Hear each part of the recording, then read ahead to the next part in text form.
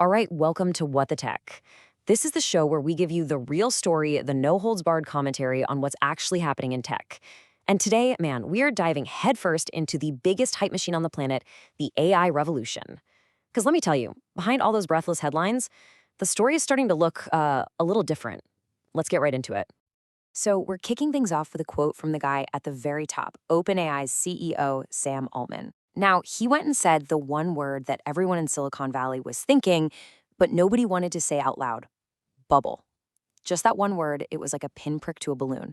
It captured this feeling that I'd been building for months, and it totally sets the stage for everything that was about to unfold. Right, so that comment from Altman, that wasn't just some random, off-the-cuff remark. Nope. It was basically the first domino to fall in what turned out to be a pretty wild summer in 2025.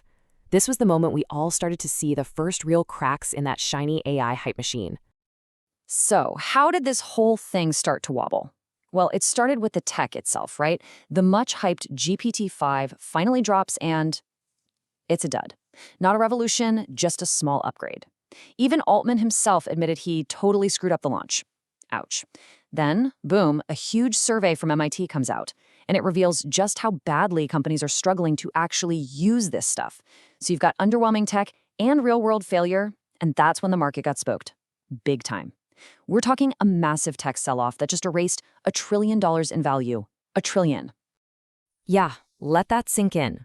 95%. That was the number from that MIT survey that just stopped everyone in their tracks. We're talking about the failure rate for generative AI pilot programs inside actual companies. Look, this isn't just a few projects hitting a snag. This is a massive, systemic failure to launch on a scale that nobody was talking about. But here's the kicker. This 95% failure rate, it's not because the AI is hallucinating or making funny mistakes. The real story, the one that actually matters, is about the money. It's about the economics. You've got companies pouring insane amounts of cash into these AI projects and getting basically nothing back. The cost to get these things running, to actually integrate them into a business, is just so much higher than any productivity boost they're seeing. So this whole thing shifts from a cool tech problem to a really, really expensive business problem. So while all of this felt like a total shock to the system for most people, there was one guy who was probably just sitting back and nodding his head. See, he wasn't surprised at all. In fact, for years, he's been that one lone voice of reason, the realist in a room absolutely buzzing with hype, telling anyone who would listen that this exact moment was going to happen. And that voice belongs to Gary Marcus. Now, this guy's legit. He's a cognitive scientist, a longtime AI researcher. He even founded a machine learning company that Uber bought way back in 2016. And for years, he's been making this same argument, that our current approach to AI, just building bigger and bigger large language models, was eventually going to smack right into a brick wall. And he's clear he doesn't think he's a pessimist. He calls himself a realist. And honestly, this quote from him just nails it. He compares the whole AI market to Wile E. Coyote after he's chased the Roadrunner right off a cliff. You know that moment. He's just running on thin air for a second before plummeting. For Marcus, the hype was the thing that let the market defy gravity. And this summer's wobble, well, that was the moment everybody finally made the mistake of looking down. So you gotta ask, right? Why was the market just floating on air for so long? Well, Marcus has a name for it: the gullibility gap. His whole theory is that we humans, we're just wired to see human traits in things that aren't human. It's called anthropomorphizing. We see a chatbot that talks like a person, and our brains just automatically assume it thinks and reasons like a person too. And according to him, that little psychological trick, that's what's been fueling this entire crazy hype cycle. Okay, so let's recap. We've got the out-of-control hype, we've got the market finally starting to wobble, and we've got the realists who saw it all coming. Now it's time for us to cut through all that noise and get down to the real structural problems that the hype train has been completely ignoring. And let's start with the cold, hard math, because these numbers are just staggering. In the private AI market, you've got almost 500 unicorns, and their combined valuation is something like $2.7 trillion. Okay, huge number. But now look at how much money the entire sector is actually making. About $25 billion a year in revenue? I mean, do the math. That is a gigantic, completely unsustainable gap between what people think this stuff is worth and what it's actually earning in the real world.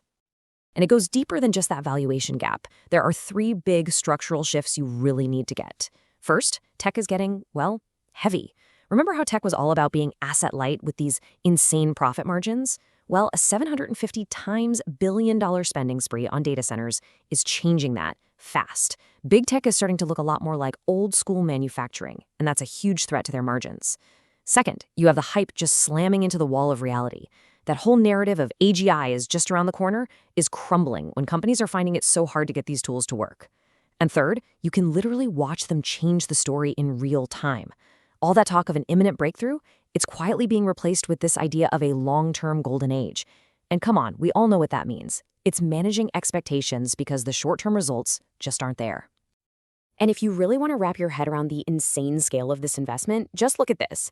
In the first half of 2025, the money being poured into data centers contributed just as much to US GDP growth as all consumer spending combined. Seriously, stop and think about that for a second. One single category of tech spending is going toe-to-toe with the engine that powers 70% of the entire US economy. I mean, that's not just a boom, that is a completely unprecedented tidal wave of capital. So what's the bottom line here? The hype is fading, the economics are looking shaky, so why should you care? Well, this is where we get to the good stuff. We're going to break down what this new reality means for you. We've got a strategic playbook coming up, whether you're buying this tech, making policy, or investing your money. Look, this new landscape demands a whole new playbook. So if you're a corporate buyer, you need to start demanding contracts based on milestones, no more blank checks. Tie your spending to actual, proven results, period. If you're a policymaker, get ready, because the lobbying is about to change. It's going to go from, hey, don't slow us down, to, please, you have to protect our massive investments. And if you're an investor, you have got to recognize the risk here. The smart money is going to be on smaller, targeted projects that can prove their value right now, not on these gigantic, speculative bets on the future. Now, I know all this talk about bubbles and crashes sounds pretty gloomy, but history actually gives us a reason to be a little optimistic. There's this financial historian, Carlota Perez, and she's shown that pretty much every major tech revolution, we're talking railroads, the internet, you name it, they all follow the same pattern. You get this crazy frenzied investment, then a bubble, then a crash. But then, out of all that wreckage, that's when you get a real lasting golden age of value. And that really brings us to the big question, doesn't it? What are we actually watching unfold here? Is this the beginning of another dot-com style crash? Or maybe it's just a healthy, necessary correction to wash out the hype? Or could these just be the growing pains we have to go through before we get to a real golden age of AI? The truth is, the story is still being written, chapter by chapter.